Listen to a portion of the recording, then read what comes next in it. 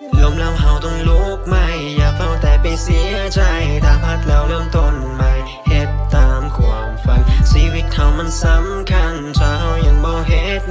มันก็จะบ่มีวันได้ตามใจหวังลมแล้วเฮาต้องลุกไหมอย่าเฝ้าแต่ไปเสียใจถ้าพลาดแล้วเริ่มต้นใหม่เฮ็ดตามความฝันชีวิตเฮามันสำคัญถ้าเฮายังบ่เฮ็ดมันก็จะบ่มีวันได้ตามใจหวังลมแล้วเฮาต้องลุกไหมอย่าเฝ้าแต่ไปเสียใจถ้าพลาดแล้วเริ่มต้นใหม่เฮ็ดตามความฝันชีวิตเฮามันสำคัญถ้าเฮายังบ่เฮ็ด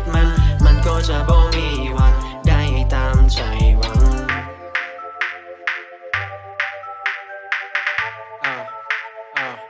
TOM let's go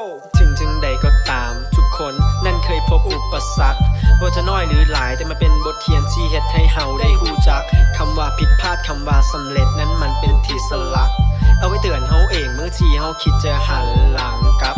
แต่ก็บอกตัวเองว่าถ้าบ่ดีๆจะบ่มีวันหันหลังกลับบอกตัวเองตลอดว่าเฮ็ดเพื่อตัวเองแล้วเฮ็ดให้กับคนที่เฮาฮักให้ได้ดีที่สุดและเฮ็ดทุกสิ่งที่โตเฮามักไปสิว่าจังใดอย่าไปสนพอเฮาได้เฮ็ดในสิ่งที่เฮาฮักลมแล้วเฮาต้องลุกไหมอย่าเฝ้าแต่ไปเสียใจถ้าพลาดแล้วเริ่มต้นใหม่เฮ็ดตามความฝันชีวิตเฮามันสำคัญถ้าเฮายังบ่เฮ็ดมันก็จะบ่มีวันได้ตามใจหวังลมแล้วเฮาต้องลุกไหมอย่าเฝ้าแต่ไปเสียใจถ้าพลาดแล้วเริ่มต้นใหม่เฮ็ดตามความฝันชีวิตเฮามันสำคัญถ้าเฮายังบ่เฮ็ดมันก็จะบ่มีวันได้ตามใจหวัง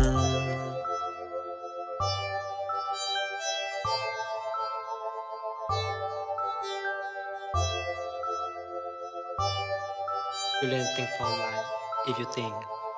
you are all the time